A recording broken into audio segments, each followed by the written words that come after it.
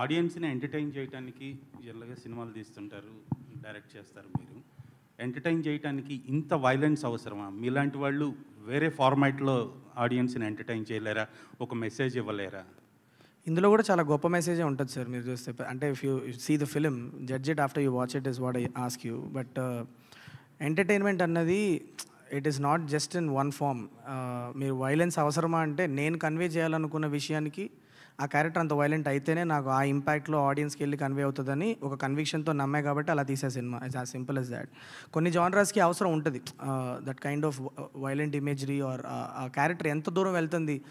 Simple చెప్పాలంటే ధర్మం వైపు నిలబడ్డ ఒక మనిషి ఎంత దూరం వెళ్ళాడు అన్నదే కథ అన్నప్పుడు ఆ ఫోర్స్, ఆ రేజ్ చూపించినప్పుడు మీరు ఆ ఇంపాక్ట్ ఎలా క్రియేట్ చేయగలుగుతారు ఆడియన్స్లో. That is the only thing. But it's not unmotivated violence. మీరు సినిమా చూస్తే మీకు అర్థమవుతుంది ఎందుకు అంత దూరం వెళ్ళారు అన్నది. నేను ఆల్మోస్ట్ ట్రైలర్లో చాలా ఒక లేయర్లో చెప్పాను నేను. So yeah. శైలేష్ గారు ఇక్కడ 2 పార్ట్స్ ఇంతకుముందు తీసిన దాంట్లో ఓన్లీ ఒక ఎంక్వైరీ అనేది ఉంటుంది. ఒక సంథింగ్ జరుగుతుంది, దానికి సంబంధించి ఎంక్వైరీ. బట్ ఇందులో పర్సనల్గా ఎఫెక్ట్ అవ్వాల్సిన అవసరం లేదు అని నాని గారు చెప్పటం, పోరాటం అని చెప్పేసి చెప్పటం, అంటే ఇది ఒక పోరాటం యోధుడికి సంబంధించిన కథలాగానే మనం భావించాలి. అట్లా మెటఫారికలీ అలా చెప్పాను సార్. అంటే it's a police officer story. Lot of investigation, చాలా ఇన్వెస్టిగేషన్ జరుగుద్ది. మీకు హిట్ 1 హిట్ 2 మీరు ఎంజాయ్ చేస్తే, హిట్ 3 మీరు ఇన్వెస్టిగేషన్ డీటెయిల్స్ గురించి మీరు ఎంజాయ్ చేస్తే డెఫినెట్లీ మీకు హిట్ 3లో కూడా దానికి కావాల్సినంత డోస్ ఉంటుంది. కానీ hit three will go to another space. మీరు హిట్ 1 హిట్ 2లో మీరు ఎక్స్పీరియన్స్ చెయ్యని ఒక వరల్డ్, చెయ్యని ఒక స్పేస్లోకి మిమ్మల్ని పుష్ చేస్తుంది to give a very theatrical experience and very unique experience ఇవ్వడానికి. ఒక పార్ట్ ఆఫ్ ద ఫిలిం నుంచి the film becomes that kind of films. అది మీరు మూవీ చూసినప్పుడు మీకు తెలుస్తుంది. యా. నాని గారు, హాయ్. నాని గారు, బేసికల్లీ అంటే ఏ ఇంటర్వ్యూలో చెప్పినా కూడా నాకు చాలా కోపంగా ఉందామనుకున్నా కూడా ఎక్కువసేపు ఉండలేనంటారు. బట్ ఈ మూవీలో చూస్తుంటే యాంగ్రీ మ్యాన్గా కనిపిస్తున్నారు. సో ఎట్లా డీల్ చేశారు? బేసికల్లీ మీరు ఒక పర్సన్, అంటే ఆన్ స్క్రీన్ ఒకలా కనిపించారు. ఎట్లా వర్క్ చేశారు దీని మీద? అందుకే ఐఎమ్ అన్ యాక్టర్ అండి. I don't need to be that to be. నేను I will play different roles. That's why I'm called an actor. Nani garu, part of the job అండి. హిట్ 2లో మీరు క్యామియోగా వచ్చారు, ఇందులో హీరో అయ్యారు. నెక్స్ట్ కార్తీ హిట్ 4లో ఉంటాడా హీరోగా? ఇప్పుడే చిలక్కి చెప్పినట్టు చెప్పాడు. మీరు మళ్ళీ బిగినింగ్కి వచ్చి మళ్ళీ అదే అక్కడక్కడే తిరిగితే. నాని గారు, ఇక్కడ లెట్ మీ ఆస్క్. యా, ఇక్కడ. హాయ్.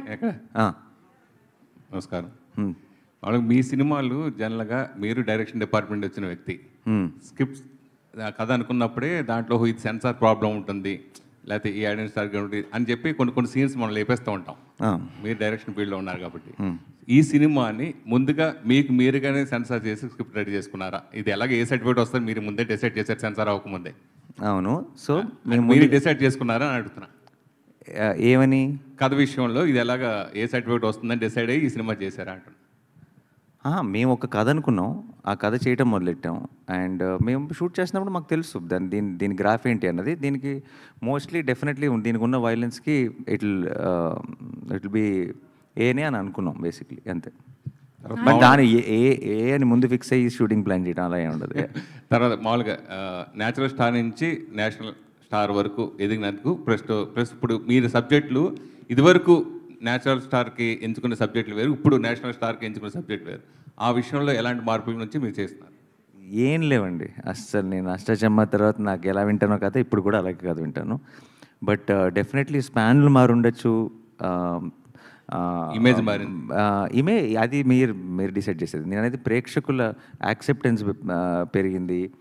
నేను ఎక్కువ మందిని రీచ్ అవ్వగలుగుతున్నాను, ఎక్కువ మంది ఆడియన్స్ని రీచ్ అవ్వగలుగుతున్నాను. సో నాకు చిన్న ఫ్రీడమ్ పెరిగింది ఆ కథల్ని పిక్ చేసుకోవడంలో. కొంచెం పెద్ద కథల్ని పిక్ చేసుకోగలుగుతున్నాను. అంతే తప్పితే ఆలోచన విధానంలో ఏమీ చేంజ్ లేదు. అంటే ఎఫర్ట్ చేయగలుగుతున్నాను. ఇంతమంది ప్రేక్షకులు సపోర్ట్ ఉందా నాకు, నేనైతే ఇది కూడా చేయగలను అని చేస్తున్నాను. బట్ అదే కదా అప్పుడు కూడా నచ్చేది, ఇప్పుడు కూడా నచ్చే కదా. అంటే మీరు రాజమౌళి గారు లాంటి అగ్రదర్శకులతో ఆల్రెడీ చేశారు, కానీ ఇప్పుడున్న అగ్రదర్శకులు ఈ బడ్జెట్లు ఇది వేరే కాదు కదా, మీరు చేసేది వేరే ఉంటుంది కదా. ఇప్పుడున్న దర్శకులతోటి చేసేది మీ స్పాన్ పెరిగింది కాబట్టి ఎక్కువ బడ్జెట్ కూడా చేయొచ్చు కదా అంటున్నా. ఎక్కువ బడ్జెట్ ఉంది కాబట్టి అగ్రదర్శకులను తయారు చేస్తున్నాం. శైలేష్ గారు, hi, this is cows. So me hit 1 వచ్చేసి నా ఫేవరెట్ మూవీ, తెలుగులో ఇన్వెస్టిగేటివ్ మూవీస్లో వచ్చిన పోలీస్ స్టోరీస్లో నా favourite. Thank you ma'am. The details you go in to for every case, every సీన్లో మీ మీ ఆలోచన ఏంటో తెలిసిపోతుంది. అదే రేంజ్లో హిట్ 3 ఉంటుంది అని కాన్ఫిడెన్స్ మీకుందా? అండ్ యా, అది చెప్పండి. యా, ఐ మీన్ చాలా ఇన్వెస్టిగేటివ్ డీటెయిల్స్ అయితే ఉంది. Hit 1 is a different kind of a film. చాలా suspect based film. It's a different kind of film.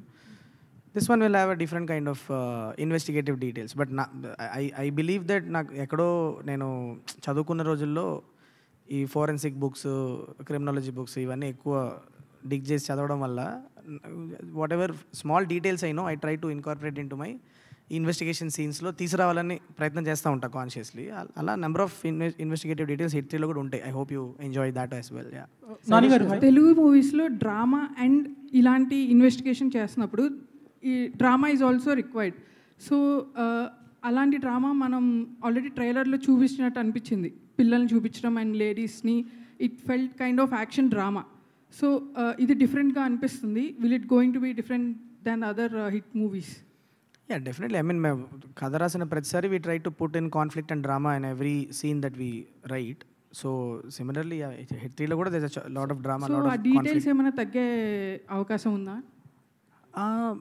We did ఆ కథకి ఏదో అవసరం అది చేసాము. So there is a lot of drama, there is a lot of investigative details, is a lot of action in the film. So it's a different film. That's what I'm trying to tell you. Nani గారు, ఒక question. Nani గారు, so మీరు ఇప్పటివరకు action drama అంటే సరిపోదా శనివారం action drama, and దసరాలో కూడా violence ఉంది but drama more. So ఇది కంప్లీట్ వైలెంట్ మూవీలా అనిపిస్తుంది. So you have to do extra, did you do extra hard work? దీనికోసం ఎక్స్ట్రా ఏమైనా వర్క్ చేశారా, or anything extra you have done preparing for this character? No, nothing extra అండి. Just what is needed I've done. And మీరు చూసి చెప్తారుగా May ఫస్ట్కి. శైలేష్ గారు, ఒక last 2 questions తీసుకుందాం please. Yeah, actually CID Neralu Ghoralu crime petrol ఇవి చూసే భయపడుతుండే. సో మీరు థీసిస్ బయట చేసి తీసారా, లేదంటే ఇదంతా టోటల్గా ఫిక్షనలా? అంటే ఇది నేను ముందు కూడా చెప్పాను. నాకు నేను చదువుకునే టైంలో I had the habit of reading a lot of crime articles, newspapers and around the world జరిగిన ఇన్సిడెంట్స్ని I use to jot down. నాకు ఒక డైరీ ఉండేది, అలా రాసుకునేవాడిని. This kind of crime happened there. And because writing was passion, but ఆ రైటింగ్లోనే ఎక్కువ క్రైమ్ రిలేటెడ్ స్టోరీలు ఎక్కువ రాసుకునేవాడిని. In that I use to use that. So somewhere everything that you see in all the 3 HIT films you see, somewhere ఎక్కడో around the world ఎక్కడో జరిగిన కొన్ని ఇన్సిడెంట్స్ని డ్రామటైజ్ చేసుకొని రాసిన స్టోరీస్ ఇవన్నీ. Not one specific incident, multiple incidents, multiple plot points. నానిగారు hi. నానిగారు ఇక్కడ. So is HIT the third case going to be the perfect sequel to HIT franchise or a star Nani film? No, it's a hit. With Hit Verse, it's not a. Hit 2 is not a sequel to Hit 1. Yeah. But you understand, right? It's a different case. So Hit 3 is a much bigger case, and the span grows, and definitely that kind of it'll continue with each film in the Hit franchise. And 1 చూసిన తర్వాత మీరు 2 చూసినప్పుడు మీకు కొంచెం different experience వచ్చి ఉంటుంది. ఇప్పుడు ఒక చాలా డిఫరెంట్ ఎక్స్పీరియన్స్ రాబోతుంది. బట్ ఇట్ విల్ బీ, ఇప్పుడు ఆ జానర్ మీకు కనుక ఇష్టమైతే మీరు చాలా ఎంజాయ్ చేస్తారని మేము నమ్ముతున్నాం థియేటర్లో. సో మీరు చూసి చెప్పండి. Shailesh garu, so when we see, I'm just judging by the trailer. So HIT 1 trailer, HIT 2 trailer మీరు more like who done it kind of స్టైల్లో కట్ చేశారు, ఒక కేస్ పెట్టి దాని మీద. సో దిస్ వన్ కేస్ పెట్టారు, but you went into more action mode, violence mode కానీ. So ఆ హూ డన్ ఇట్ అనేది will be the core point of the movie, or ఈ action and violence also will take over? Essentially it is not, it's not a whodunit andi. You will get to know the antagonist of the film in some part of the film. It's not a whodunit. It is more about how where this is going, how this is going to unfold, asalu em jaragabotundi anna oka cinematic experience మీద bank అయిన film. So మీకు ఇది who done it కాదు, ఒక level వరకు మీకు ఎవరెవరన్నా guess చేసే game ఉంటుంది కానీ, but it is essentially not a who done it. That's why the trailer speaks about it. It's about an experience what the protagonist is going through. So protagonist point of view నుంచి, investigator point of view నుంచి unfold అయ్యే experiences మీద cut చేసాం trailer అంటే. And one more, this Chaganti voice for idea ఉంది కదా, by any chance మీరు ట్విట్టర్లో చూసే ఎడిట్స్ నుంచి తీసుకున్న ఐడియా నాది? నాకు ట్విట్టర్లో ఎడిట్స్ కంటే కూడా నాకు I like the irony in it. మీరు సినిమా చూసినప్పుడు మీకు అర్థం అవుతుంది. యాక్చువల్లీ జస్ట్ నేను ఏదో ట్రైలర్లో పెట్టడానికి యూస్ చేసిన టూల్ కాదు, నాని సార్ చెప్పినట్లు. It's not a tool that I use just ట్రైలర్లో మాత్రం వాడిన ఒక ఎలిమెంట్ కాదు. సినిమాలో కూడా మీకు కథలో యాక్చువల్లీ అది ఇన్కార్పొరేట్ అయి ఉంటుంది. So I don't want spoil it ఎలా అన్నది మీరు చూడండి, అర్థమవుతుంది. బట్ చాలా in a very unique way we have used ఆ ప్రవచనాలు అన్న కాన్సెప్ట్ని. One last thing for the DOP and the art director Sanu garu and Andhra garu. So ఇలాంటి bloodshed, in such a blood shed movie, how much of live effects did you use and how much of VFX is involved? It's all of it. It's all of it. Whatever is needed for a shot to come through or a scene to come through. If it's VFX, it's VFX. If it's live action, it's live action. Everything. It's all part of our craft to pull that thing off. Which one is more, if I may ask? You can't really say. I mean, it's in some places it's VFX reliant. In some places it's live stuff reliant. There's nothing like that. Done? Yeah. That ఇంకొక last question తీసుకుందాం. శైలేష్, ధీరజ్ గారు. So Arjun sir గారి introduction part 2 అంటే ఆ లాస్ట్లో ending వచ్చినప్పుడు అంటే 100 మంది అమాయకులని చనిపోయినా సరే ఒకళ్ళని అంటే పోయినా పర్లేదు ఒకళ్ళు వచ్చారు అన్నట్టు అది ఆ introduction had some backlash. Sorry, can you say that again? ఆ ఇంట్రడక్షన్ అనేది కొంచెం బ్యాక్లాష్ వచ్చింది. వెన్ అర్జున్ సర్కార్ వాజ్ ఇంట్రడ్యూస్డ్ ఇన్ హిట్ 2, 100 మందిని ఇదైనా పర్లేదు ఒకళ్ళని ఒక నేరస్తుడిని ఏదైనా. ఇప్పుడు అది ఫ్రమ్ దేర్ టు హిట్ 3లో వచ్చేటప్పటికి పర్సనల్ ఎఫెక్ట్ అవ్వనక్కర్లేదు, పోలీస్ ఆఫీసర్ అయితే చాలు అనేటప్పటికి. సో అక్కడ ఆ లౌజీ నుంచి ఇక్కడ ఈ కన్విక్షన్కి ట్రాన్సిషన్ అనేది. సో హౌ అంటే మీరు ఎంతవరకు కాన్షియస్గా ఉన్నారు ఆ ఫీడ్బ్యాక్ నుంచి? No, that is what the build-up that we gave for Arjun Sarkar when he was walking in Hit 2, అది అభిలాష్ అనే ఒక క్యారెక్టర్ పర్సెప్షన్. అది డిపార్ట్మెంట్లో ఆయన గురించి అనుకునే ఒక విషయాన్ని అది that may not be. So what you heard in the ట్రైలర్లో మీరు విన్నది అర్జున్ సర్కార్ నోట్లో నుంచి తన ఫిలాసఫీ విన్నారు మీరు.